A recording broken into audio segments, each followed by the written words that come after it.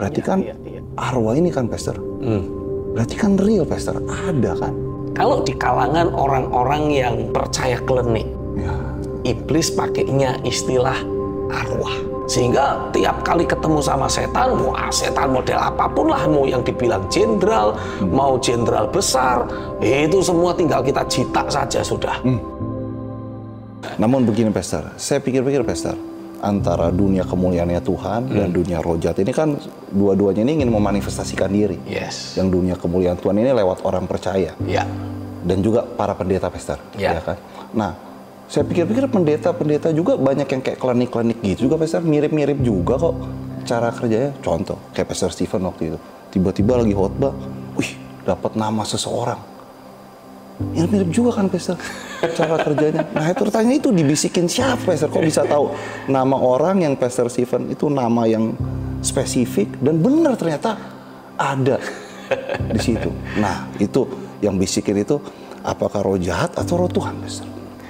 Gini, ketika kita terus mempergunakan firman untuk menjadi akses kita menghubungkan diri dengan dimensi kemuliaan Tuhan, saya mendapati bahwa Bapak kita di sorga itu pribadi yang sangat ingin berinteraksi dengan umatnya secara langsung. Kalau saya bicara ini rasanya hati saya terenyuh karena mendapati ada banyak orang percaya yang salah memahami tentang keberadaan Bapa. Tapi terlepas dari itu semualah, kalau saya cerita tentang keberadaan Bapa di sorga, Bapa itu pribadi yang sangat memperhatikan, sangat mengasihi. Bahkan setiap detail kehidupan kita itu dia tahu. Setiap detail kehidupan. Nah, salah satu kerinduan yang hati yang dimiliki Bapa di sorga hari-hari ini adalah membawa kembali setiap umat pilihannya terhubung dengan destiny atau dengan rencana kekal yang dia sudah tetapkan, bahkan dia sudah tuliskan di kitabnya sebelum dunia ini ada, sebelum orang-orang percaya yang bersangkutan dilahirkan. Seringkali orang percaya karena persepsi yang keliru, karena perasaan-perasaan yang tidak akurat, dia mengambil keputusan yang membuat dia semakin jauh dari kehendak Tuhan. Sehingga sebagai akibatnya, alih-alih hidupnya terus dibawa naik oleh Tuhan, kehidupan sehari-harinya justru semakin terpuruk. Digebukin setan, ditindas oleh roh jahat, digerogoti sakit penyakit, harus memikul banyak beban dan masalah, sehingga orang percaya ini tidak bisa memanifestasikan apa yang menjadi janji-janji Tuhan. Padahal itu haknya setiap orang percaya. Menikmati kemenangan setiap hari, mengalami hari-hari sorga yang nyata, terus menikmati kesehatan, sukacita, damai sejahtera, roh yang selalu berkobar-kobar, bersorak-sorai. Ada tantangan bukannya tambah lemah, tapi justru wah semakin sukacita karena dia menyadari betul, ini ada tantangan nih, kesempatan saya menuliskan kisah kemenangan saya lagi. Pasti menang gitu. Pasti menang. Nah, tapi saking banyaknya tipu muslihat yang sudah merasuki kehidupan orang-orang percaya, mereka itu jadi lemah, malah seringkali mempertanyakan kasih setia Tuhan. Mereka bilang, aku sudah doa, tapi kok tidak ada jawaban dari Tuhan. Ini yang membuat saya sedih, karena tidak seharusnya seperti itu.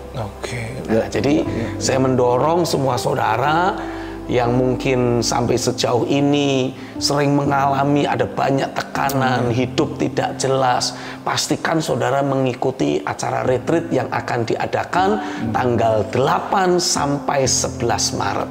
Di situ kita akan minta untuk Roh Kudus bukan hanya membuka pemahaman-pemahaman firman dalam hidup kita, tapi sekaligus membawa kita terhubung dengan realita keilahian yang Tuhan sudah sediakan untuk kita sebagai umat pilihannya. Pastikan saudara segera mendaftarkan diri. Hubungi nomor yang ada di bawah ini ya, supaya saudara tidak ketinggalan. Karena saya mendapati begini. Ya, Pastor, sama pemirsa bisa mengikuti gerakan bertekun, Pastor. Betul. Tiap hari Senin. Tiap hari Senin. Iya, berinteraksi dengan kita bisa Steven. berinteraksi secara langsung, saudara bisa bertanya dan kita upayakan untuk menjawab sesuai dengan prinsip firman. Bisa menghubungi nomornya yang ada nomor di bawah yang tadi. Karena saya mendapati di hari-hari terakhir ini, kan selama beberapa bulan terakhir, ketika Tuhan terus bicara dan Tuhan terus menegaskan bahwa ini adalah jendela kesempatan yang Dia beri untuk kita hamba-hamba Tuhan membangun gerejanya, membangun orang-orang percaya secara akurat. Karena kondisi dunia akan semakin gelap. Tapi walaupun dunia semakin gelap, Alkitab menuliskan terang kemuliaan Tuhan itu juga akan semakin terpancar lewat gereja Tuhan. Nah, inilah yang Pastor Steven mau komunikasikan. Hati Bapak ini. Karena Bapak itu sebetulnya kepengen berbicara, menyatakan kasih, kemuliaan, kuasanya. Bukan cuma kepada orang percaya, tapi kepada semua orang di atas muka bumi ini. Nah, Dia akan pakai orang percaya. Dia beri kesempatan untuk setiap orang percaya mengalami realita keberadaannya terlebih dahulu. Dan nanti lewat setiap orang percaya, maka orang-orang di atas muka bumi ini akan menikmati pesta kerajaan. Jadi salah satu goal yang saya harapkan dan terus saya doakan hari-hari ini tentang retreat nanti, saudara itu mengalami sekali lagi, engkau dibawa terhubung, memiliki komunikasi yang sehat di dalam kehidupan sehari-harimu dengan realita Tuhan. Engkau terhubung dan membangun komunikasi yang sehat dengan satu tujuan, supaya hidupmu itu bisa merepresentasikan keberadaan Tuhan di atas muka bumi. Sehingga nubuatan yang disampaikan oleh Nabi Yoel akan terjadi pada hari-hari yang terakhir. Tuhan akan mencurahkan rohnya ke atas semua manusia. Menarik, karena Alkitab menuliskan, I will pour out my spirit unto all flesh. Ke atas kehidupan sehari-hari, kehidupan lahiriah dari semua orang, bukan cuma orang percaya. Kok bisa seperti itu? Karena pertama-tama dari ruang tahta Tuhan mencurahkan rohnya atas setiap orang percaya. Nah, nanti lewat setiap orang percaya, orang-orang di luar sana yang selama ini tidak pernah menikmati realita Tuhan akan mengalami, dari hidup orang percaya akan mengalir aliran kehidupan yang menghidupkan banyak orang lain, membuat orang lain alami jamahan roh, mengalami lawatan Roh Kudus. Makanya saya meyakini dalam beberapa waktu ke depan ini kita akan melihat betul terjadinya pencurahan roh, lawatan Roh Kudus, revival di rumah-rumah. Di mana orang-orang percaya berada, di mana orang-orang percaya berinteraksi dengan orang-orang lain, apa yang Tuhan tanam dalam hidupnya akan mulai menyeruak keluar dan menjamah kehidupan banyak orang. Karenanya saya berdoa, biarlah sebagaimana keberadaan Petrus di keluarga Kornelius menciptakan, menghadirkan pencurahan roh atas keluarga Kornelius, hal yang sama akan Tuhan lakukan lewat keberadaanmu. Dimanapun kau berada, dengan siapapun kau berinteraksi, saat engkau berkata-kata akan keluar suara Tuhan, akan mengalir kasih Bapa, akan mengalir pekerjaan Roh Kudus dari hidupmu, menjangkau, menjamah kehidupan banyak orang yang lain. Di dalam nama Yesus terjadi pencurahan roh, terjadi lawatan Roh Kudus, terjadi revival di rumah-rumah lewat hidupmu. Terjadilah di dalam nama Yesus. Haleluya, haleluya, haleluya. Jadi memang ternyata yang akan Pastor Steven sampaikan ini berbicara kehidupan real, di mana sorga itu menjadi nyata di muka bumi. Mengarahnya ke situ ya Pastor. Karena memang itulah yang seharusnya terjadi. Kita memang masih ada di atas muka bumi ini, tapi kita bukan bagian dari bumi ini. Kita adalah bagian dari sorga. Dan Yesus sendiri kan berdoa, mengajak kita untuk berdoa. Datanglah kerajaan, jadilah kehendakmu di mana? Di bumi, seperti di sorga. Dan kalau kita membaca dalam Alkitab, sebetulnya pada waktu Tuhan menciptakan langit dan bumi, Tuhan itu menciptakan langit dan bumi, istilah bahasa Inggrisnya itu heaven and earth. istilah heaven diterjemahkan dalam Alkitab bahasa Indonesia itu sebagai langit. Langit, iya. Tapi heaven itu kan juga diterjemahkan sebagai sorga. Iya. Nah, Tuhan menciptakan sorga dan bumi. Itu identik. Identik, iya. Dan keberadaan bumi itu sebelum adanya dosa, itu ya sorga itu sendiri. Iya. Identik, kembar identik ini. Iya, amin. Iya. Nah, tapi karena kuasa dosa, dunia jadi rusak. Tapi lewat keberadaan kita umat tebusan, Tuhan itu pingin sekali lagi mencipta ulang bumi yang ada, sehingga terbentuk menjadi seperti di sorga. Amin, amin. Nah, ini yang belum termanifestasi, ini yang belum terrealisasi. Jangankan kita bisa dipakai Tuhan untuk membawa bumi kembali sama seperti di sorga atau sama seperti sorga. Wong kita sendiri tidak menikmati hari-hari sorga di bumi. Iya. Belum. Kenapa? Masih hidup dalam tipu daya iblis. Nah, ini saatnya Tuhan membawa kita kembali mengenal kebenaran, terhubung dengan realita Tuhan, menikmati hari-hari sorga di bumi dalam hidup sehari-hari kita, dan Tuhan pakai kita untuk menghadirkan sorga sekali lagi, membuat bumi ini kembali sama seperti sorga. Haleluya, haleluya. Pastor, ada kesaksian ya Pastor dari salah satu subscriber di YouTube. Pastor, dia menceritakan mengenai kesembuhan. Jadi mengikuti khotbah Pastor Stephen, seperti ada benjolan di payudaranya Pastor. Lalu dia mengikuti bagaimana Pastor Stephen kalau mau minum air mendoakan air tersebut. Didoakan, beberapa hari kemudian benjolannya hilang, Pastor. Haleluya. Itu adalah salah satu wujud dari orang-orang percaya yang dibawa Tuhan menikmati hari-hari sorga di bumi. Bukan klinik Pastor, ya? Tidak. Karena kalau kita kuasanya bicara berbeda, tentang Pastor. Kuasa Tuhan itu ya seperti itu, memang di luar penalaran kita. Jangan-jangan iblis yang niru-niru aja kali ya, Pastor? Pasti iblis itu memang mencoba meniru apa yang Tuhan ingin lakukan. Kan memang iblis pengennya jadi Tuhan.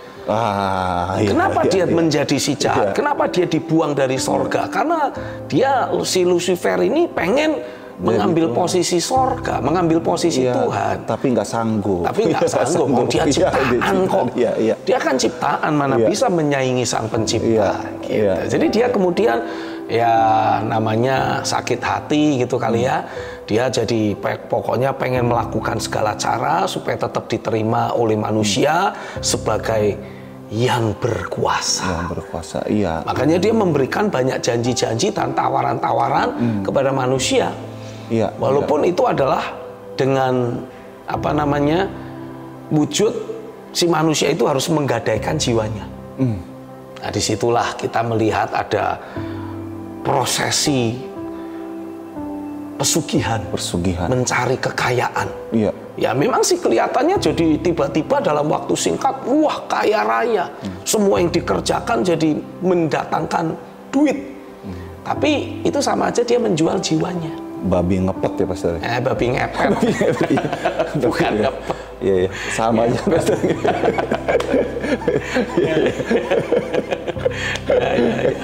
Nyip dorong. Babi ngepet gitu. Nah Pastor, pribadi ini cerita jadi lucu ya. Baik Pastor, dia pribadi ini cerita lagi Pastor.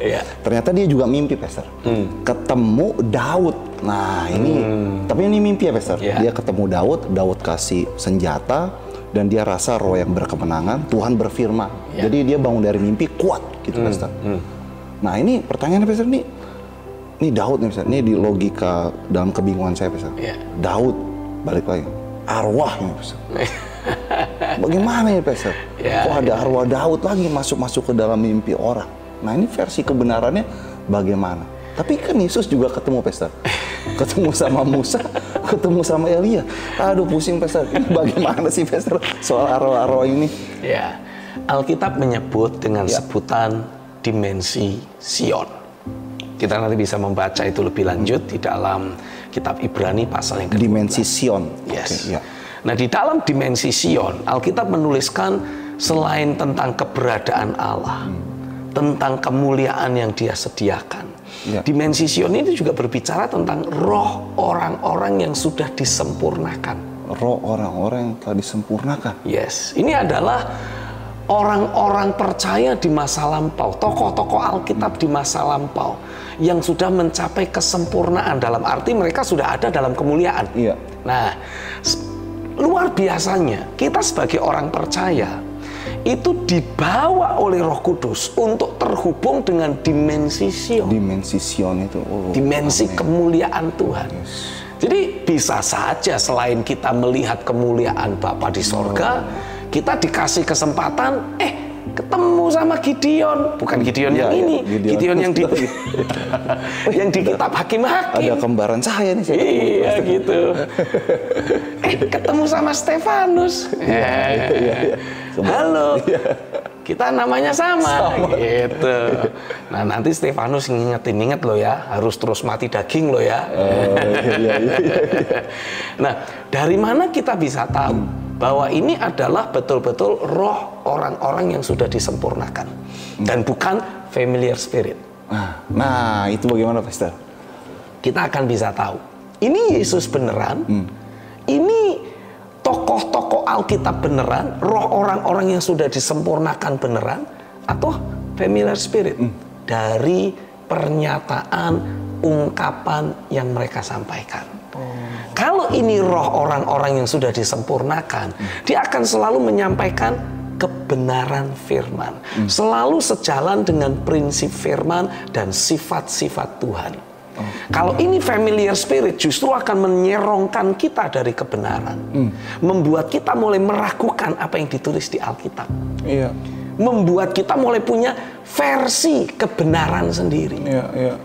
Nah, kalau roh orang-orang yang sudah disempurnakan ataupun Yesus memanifestasikan diri kepada kita, berbicara kepada kita, dia tidak mungkin menyampaikan hal-hal yang bertolak belakang dengan apa yang ditulis di Alkitab. Itu perbedaannya, tidak mungkin membuat kita jadi meragukan. Ini benar dari Tuhan atau enggak ya? Sementara Alkitab bilangnya begini, tapi kok saya mengalaminya begitu? Jangan sampai gara-gara kita bilang, oh saya semalam didatangi malaikat. Lalu malaikat bilang, kamu boleh punya istri satu lagi, khusus buat kamu. Kalau pendeta lain, tidak boleh. Kalau orang lain, tidak boleh, tapi khusus untuk kamu, karena kamu punya kasih karunia dari Tuhan. Nah, sudah pasti ini familiar spirit. Kenapa? Nah, bertentangan dengan firman. Tuhan membenci perceraian. Lu ini tidak disuruh cerai, tapi nambah. Tuhan itu tidak buka cabang. Jadi Tuhan tidak pernah mengizinkan ada istri lebih dari satu. Loh, tapi di Alkitab kan ditulis tuh, Salomo bahkan istrinya sampai 700. Gundiknya 300. Wah, total 1000. Wah, banyak sekali. Saya cuma disuruh nambah satu kok enggak boleh. Ya, yang pasti prinsip firman tidak mengizinkan hal itu terjadi. Patokannya nggak boleh Salomo aja, Pastor. Jangan Salomo jadi patokan. Dia lupa pasti kan, Pastor, nama-namanya. Dia malah iya kan, bikin ribet dirinya dia sendiri. Aduh, namanya siapa? Kan setiap kali mau ketemu harus bawa nama. Ada nama aja, benar juga. Namanya. Enggak lah, yang jelas Alkitab menuliskan bahwa Tuhan itu membenci perceraian, Tuhan juga membenci orang-orang percaya mendua hati. Jadi Tuhan itu lebih menganut faham monogami dan bukan poligami. Itu pattern awalnya. Dan tidak boleh diganggu gugat. Tidak boleh diganggu gugat. Karena kalau kita berpikir, loh tapi Tuhan boleh itu punya istri lebih dari satu. Pasti Tuhan dari awal juga bikinnya bukan cuma Hawa, pasti ada Sinta, ada siapa lagi gitu, ya. Iya, betul. Nuni atau siapa. Tapi Tuhan cuma bikin Adam dan Hawa, bukan Adam dan Benyamin loh. Iya. Ini Hawa loh, dan cuma Hawa, bukan Adam, Hawa, Santi, Sinta. Tuh, jelas Tuhan, Adam, Hawa, bukan HB, HC, enggak ada. Sampai dia aja udah. Udah cukup. Cukup. Itu. Gitu. Itu. Jadi kalau misalnya familiar spirit ini, roh-roh dunia ini, roh-roh jahat, itu pasti akan bawa kita menyimpang dari kebenaran firman Tuhan. Pokoknya itu aja yang membedakan ya, Pastor. Itu yang membedakan. Iya. Makanya kita perlu kuat di dalam fondasi iman kita. Artinya kita harus lebih banyak menggali pemahaman firman yang akurat. Jangan sampai kita mencoba membangun pemahaman kita sendiri. Nah, supaya tidak terjebak membangun pemahaman sendiri, ya firman itu selalu harus menjelaskan atau dijelaskan oleh firman yang lain. Amin. Dan tidak pernah bertentangan dengan sifat-sifat Tuhan. Itu dia. Oleh karena itu, ikutilah gerakan bertekun tiap hari Senin. Tiap hari Senin kita gali pemahaman firman secara lebih mendalam. Iya. Baik, Pastor. Karena waktu terbatas, Pastor. Janji Pastor akan menjelaskan ini lebih detail di dalam acara Retreat Pastor. Retreat nanti 8 sampai 11 Maret 2024. Pastikan saudara hadir. Pastikan daftar. Pastikan daftar. Ya, daftar. Ada karunia-karunia roh juga Pastor nanti akan dibahas di sana. Kita akan lihat. Nanti. Kita akan lihat. Asik. Nggak ada spoiler gitu Pastor. Tapi kayaknya sih bakal kesana. Bakal kesana. Karena saya yakin itu adalah porsi dan bagian hak waris yang Tuhan sediakan untuk setiap orang percaya. Iya. Baik, Pastor. Sampai jumpa lagi di dalam ruang Tiranos berikutnya. Terima kasih banyak, Pastor, telah membukakan kebenaran firman Tuhan ini, membuat kami tercerahkan. Pemirsa, saya yakin juga diberkati dan dibangun lewat apa yang Pastor Stephen sampaikan. Sampai jumpa kembali di dalam ruang Tiranos, The Room of Revivalists and Reformers.